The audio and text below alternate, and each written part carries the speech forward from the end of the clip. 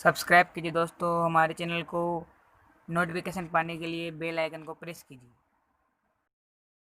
Good morning student, welcome to online class. आज के हमारी क्लास है 8th क्लास। सब्जेक्ट हमारा साइंस। टॉपिक है आज का हमारा संश्लेषित रेशे एवं प्लास्टिक।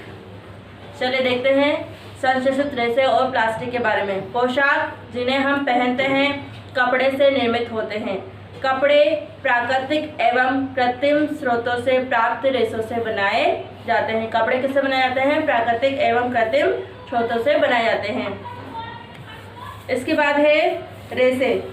तो रेशे जो होते हैं वो कहाँ से निर्मित होते हैं? या तो प्राकृतिक होते हैं या फिर कृत्रिम रूप से। और प्राकृतिक जो प्राप्त होंगे वो हमें कहाँ से प्राप्त होंगे? जंतु और पादपों से। तो परिभाषा है हमारे पास, ऐसे रेशे जो पादपों व जंतुओं से प्राप्त होते हैं वो क्या कहलाएंगे? प्राकृतिक रेशे। और ऐसे रेशे जो मानव के द्वारा निर्मित होंगे वो क्या कहलाएंगे? कृत्रिम रेशे कहलाते हैं। चलिए परिभाषा नोट करना।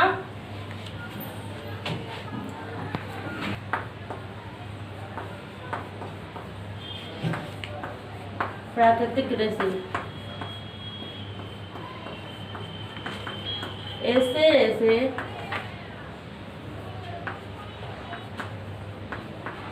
जो पादप व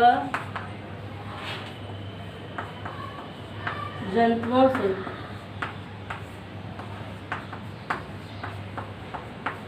निर्मित होते हैं।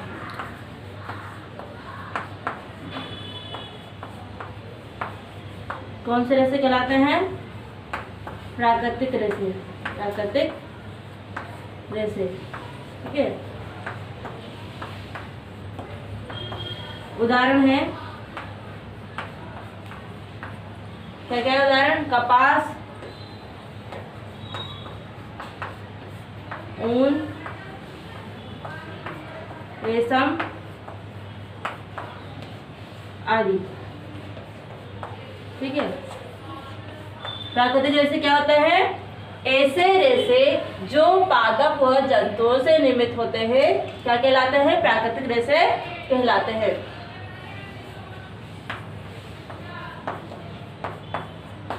ठीक है। इसके बाद में उदाहरण क्या है? कपास, ऊन, रेशम आदि। चलिए नोट करो इसे। इसके बाद है कृत्रिम रेशे।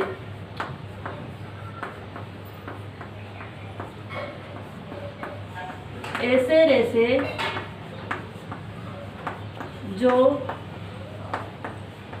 मानव के द्वारा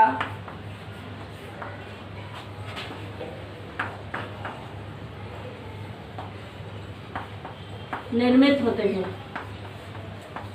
निर्मित का मतलब बनाए जाते हैं। क्या कहलाते हैं? कृत्रिम रेशे। या अब ये मानव के द्वारा निर्मित है तो ये क्या कहलाएंगे? या मानव निर्मित रेशे कहलाते हैं। क्या कहलाते हैं? मानव निर्मित रेशे कहलाते हैं। ठीक है। चलिए देखते हैं ऐसे रेशे जो मानव के द्वारा निर्मित होते हैं कृत्रिम रेशे या मानव निर्मित रेशे कहलाते हैं। नोट करना है सभी। अब हम बात करते हैं संश्लेषित रेशे क्या होते हैं। एक संश्लेषित रेशा भी छोटे इकाइयों को जोड़ करके बनाई गई एक श्रृंखला है। मतलब ये क्या होते हैं? छोटी छोटी इकाइयों से मिलकर के बने होते हैं। प्रत्येक छोटी इकाई वास्तव में एक रासायनिक पदार्थ है। इस प्रकार की अनेक छोटी छोटी इकाइयां मिलकर के एक बड़ी एकल इकाई का निर्माण करती है जो बहुलक कहलाती है। बहुलक क्या होता है? बहुलक जो होता है उसे अंग्रेजी में पॉलीमर कहा जाता है। क्या कहा जाता है? पॉलीमर। और पॉलीमर जो शब्द होता है वो एक ग्रीक भाषा का शब्द है जो पॉली प्लस मर से मिलकर के बना हुआ है।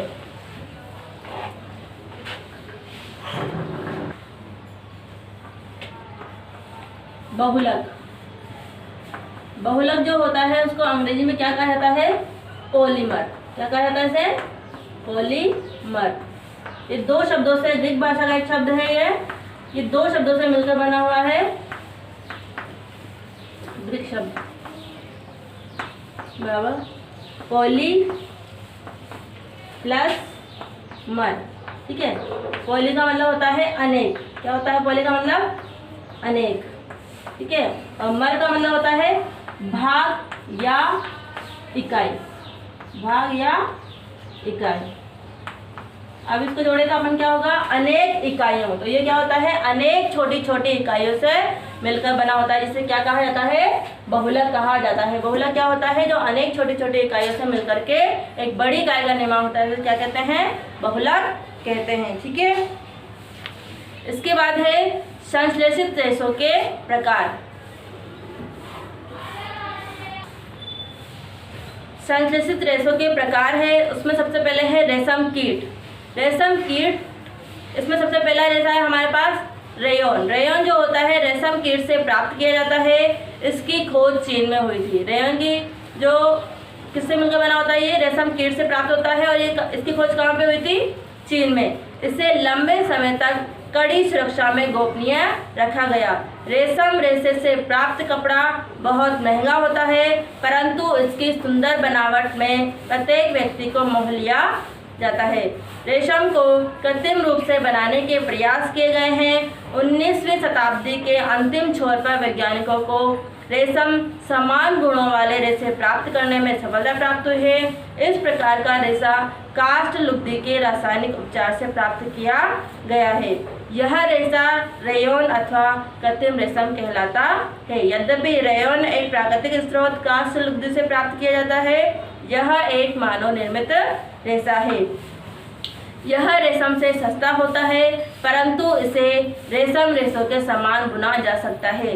इसे रंगों की कई किस्मों में रंगा जा सकता है। रेयॉन को कपास के साथ मिलाकर बिस्तर की चादरें बनाते हैं अथवा ऊन के साथ मिलाकर कालीन या गलीचा बनाते हैं।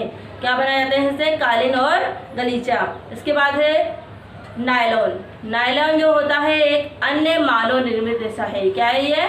नायलॉन जो होता है क्या है? एक मानव निर्मित रेशा है, मतलब ये मानव के द्वारा बनाया जाता है। इसे सन 1931 में बिना किसी प्राकृतिक कच्चे माल का मतलब पौधे व जंतु से का उपयोग करके बनाया गया है।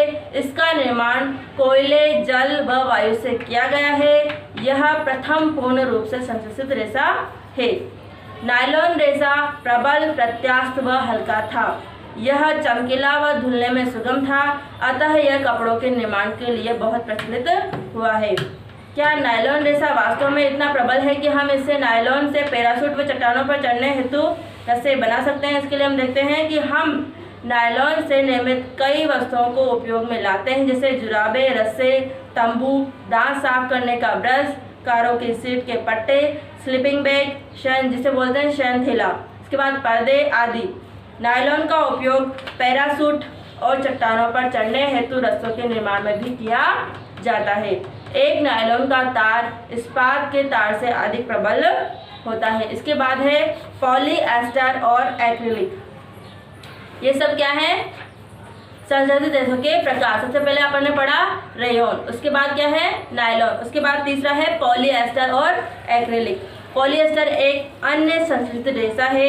इस रेशे से बने कपड़े में आसानी से सिलवटें नहीं पड़ती है। यह सपाट रहता है और सरलतापूर्वक धुल जाता है, अतः यह वस्त्र सामग्री हेतु पर्याप्त उपयोगी पदार्थ है। आपने लोगों को सुंदर पॉलीएस्टर कमीजें व अन्य परिधान पहने अवश्य देखा होगा। टेरिलिन एक लोकप्रिय पॉलीएस्टर है। इसे बहुत महीन रेशों से खींचा जा सकता है, जिन्हें फिर किसी अन्य तंतु समान बुना जा सकता है। इसके बाद है पैट। पैट क्या होता है? PET, इसकी फुल फॉर्म है पॉलीएथिलीन टरथेलेट। PET पॉलीएथिलीन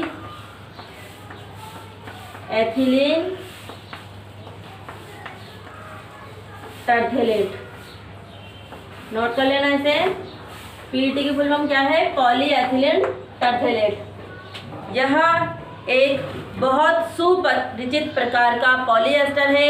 इसका उपयोग बोतलें, बर्तन व फिल्म, तार व अन्य बहुत से उपयोगी उत्पादों के निर्माण में किया जाता है। ठीक है।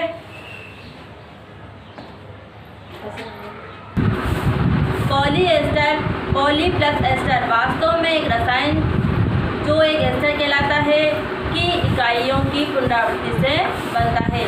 एस्टर वे रसायन हैं जो फलों को उनकी गंध प्रदान करते हैं तथा निर्मित कपड़े पॉलीकोट, पॉलीवुल, टेरिकॉट आदि नामों से बेचे जाते हैं। जैसा कि नाम सुझाते हैं कि ये कपड़े 2 प्रकार के रेशों से मिलाकर बनाए जाते हैं। पॉलीकोट पॉलीएस्टर और कपास का मिश्रण है।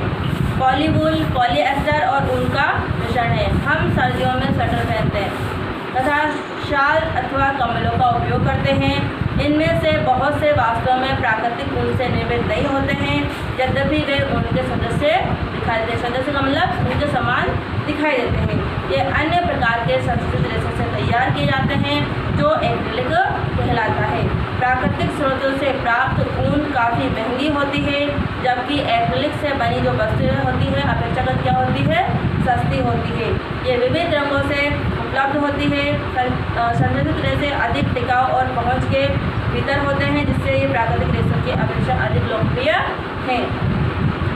इसके बाद है, यद्यपि आप संस्कृत रेशों को जलाने का प्रयास करें तो आप पाएंगे कि इनका व्यवहार प्राकृतिक रेशों से भिन्न है। इसमें क्या होगा, संस्कृत रेशे गर्म करने पर पिघल जाते हैं। यह वास्तव में संस्कृत रेशों का एक हानिकारक गुण है। यदि वस्त्रों में आग लग जाती है तो यह बहुत आपदाजनक हो सकता है। कपड़ा पिघल जाता है व पहनने वाला जो व्यक्ति होता है उसके शरीर से ये चिपक जाता है। अतः हमें प्रयोगशाला अथवा रसोई घर में कार्य करते समय संश्लेषित वस्त्र का उपयोग नहीं करना चाहिए।